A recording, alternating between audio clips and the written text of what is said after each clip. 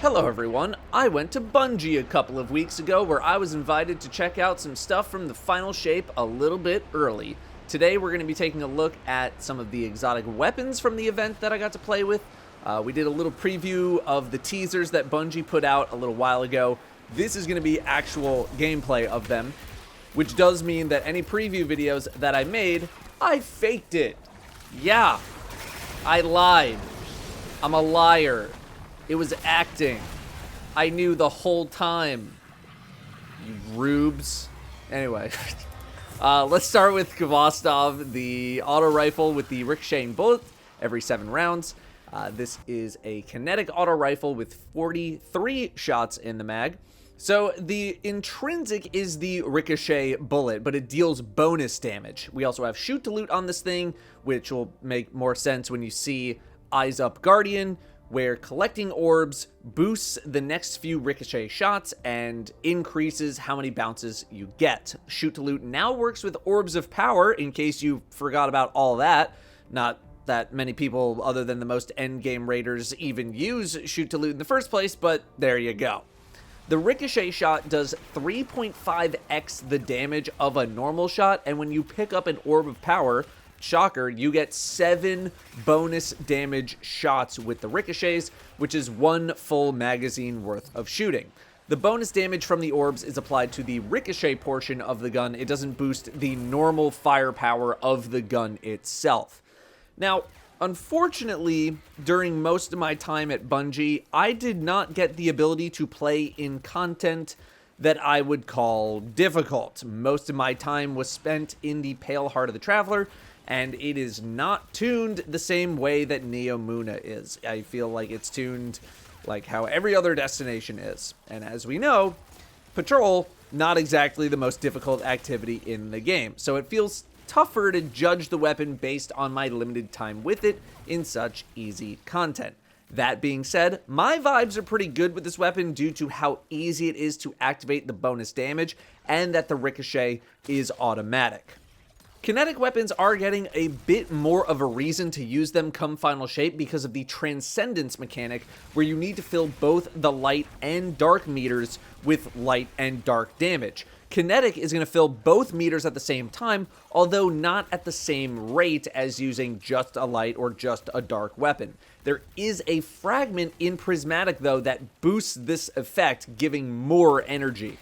This is why I could see something like this making its way into people's rotations, on top of what appears to be pretty solid damage and an exotic perk that is easy to take advantage of. It would not surprise me if this maybe started to enter Quicksilver Storm territory, although QSS had the benefit of basically being 2 or 3 weapons in one, so maybe not quite to the same level, but I do think this is going to be a pretty good gun. Next up, we have the Still Hunt Sniper, aka the Golden Gun Sniper. You are gonna need headshots to trigger the perk. 6 headshots to be exact. Kills do not help, you don't need kills. And this is gonna fill a meter like we've experienced on a few other exotics that we have. You can also pick up orbs of light, and doing it this way, you would need 12 orbs. So 1 headshot is 2 orbs worth of energy. The effect is called Cade's Retribution, by the way. You also get bonus stats: target acquisition, aim down sight speed, and flinch resistance, and these are increased when you activate the Golden Gun part in an attempt to help boost your ability to actually hit targets. Having a Golden Gun shot while you're scoped down a sniper scope is a little jarring after 9 years of it not doing that, like just being a gun. You also get bonus ammo when you acquire the Golden Gun shot, so that allows you to stay in the game a bit more. So let me answer your first question. Yes, this works with Celestial Nighthawk. You will get 1 big shot if you are wearing Nighthawk on Hunter. The main thing that I wanted to test with this weapon was to see how it compared to an actual Golden Gun Super. Unfortunately, I was only able to test very briefly, so I really wanted to do the Nighthawk comparison. Here I am in a Nightfall at 15 levels under, a nice midway point in terms of difficulty. With Radiant and Nighthawk, I am almost one-shotting this Overload Captain and Barrier Servitor, so it does actually do respectable damage. Yes, this also works with Radiant. Here I am shooting this same captain with a non-Radiant shot for 183,000. And when we compare to the damage of a Nighthawk Golden Gun shot, you'll see that it's not really that far off of this 203,000. So the damage is quite respectable. In my haze of trying to get good footage of this, I didn't really get any Nightfall gameplay of the weapon without Nighthawk, but I can say that you will get 3 shots if you are not using Nighthawk, and that also goes for Deadshot. You're not getting 6 shots with this thing on a Hunter, no matter how you try to do it. Activating the super refills your magazine from thin air, so you don't need to worry about running out of ammo if you get a super. So, while this weapon is pretty flashy, neat concept, respectable damage, I assure you that there will absolutely be testing to see if this weapon might fit into a damage rotation for raiding, and or if it'll fit in for something like GM Nightfalls, anything like that. I could see a world where you're doing something like Mountaintop, this sniper, and like an auto-loading GL. I could see it not working out because you need to swap, hit 6 headshots in a row, activate super, shoot your shots. Obviously, it'll work better on a Nighthawk Hunter, and then switch to your GL. If you miss any shots, that's a big damage loss because you're going to need to reload, and then animations could also take too long for it to be worth it. In GM world, I could see it having some viability, even though snipers, I think, are still, like, just on the cusp of, like, kinda being a good idea. It's a nice chunk of extra bonus damage, but I think I'm still skewed towards the numbers seen in my examples, when in reality, those numbers are gonna be a bit smaller in a GM. Although, I did not have Solar Surge. So, is it going to be worth bringing more of a gimmick weapon in order to deal damage equal to like 50 to 60% of a champion's health bar? To be determined. Again, I think Nighthawk Hunters get more value because you don't need to spend all that time shooting the shots. It's more convenient for them, but I am open to being surprised. Next, we have Microcosm, the exotic heavy trace rifle that deals kinetic damage, kinetic light as they call it, which sounds completely made up, but the whole point is that you can use it to charge both Transcendence meters. Bungie originally marketed this as a weapon that does massive damage to shields. Still don't know if there's going to be something in the final shape where that's really going to be an issue. So at the moment, I'm not putting a ton of value into that. What I am putting a bit more value into is the fact that this gives you bonus super energy per kill. And when you use your super, this weapon gains 20% bonus damage for 20 seconds after you're done. I tried to do some side-by-side comparison of a regular trace rifle versus this, so you can just get a feel for the difference in damage, at least on Neomuna, which has enemies that don't fall over instantly.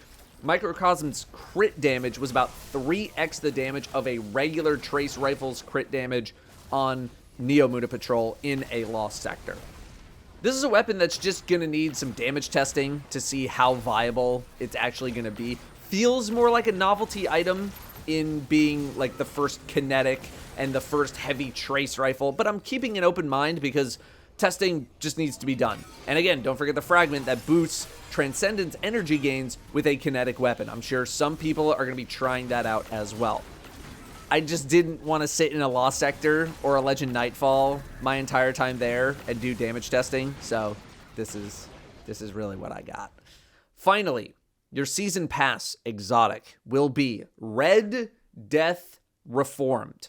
It is a solar pulse rifle. Final blows cure you and increase reload speed. Reloading after a final blow cures nearby allies. I know it does not look the same as it did in D1. Rank 100 will have an ornament waiting for you that will fix that problem. We also have the weapon perk on the weapon itself. I forgot to hover over it during my whole time with the footage. I think it has something to do with weapon stats in some way. That's my bad. Somebody else probably has this information. Sorry. So Crimson never really hit the same highs that Red Death did back in D1. And I think we all know that. And it appears that Bungie has finally caught on. Now just saying, you know, all right, you can have Red Death back. When it comes to the PvE performance of the weapon, I really don't have a ton to offer other than it feels good. It's nice to have it back. Red Death was among the probably higher tier primary weapons in the game for me back in D1. I'm happy to see it return.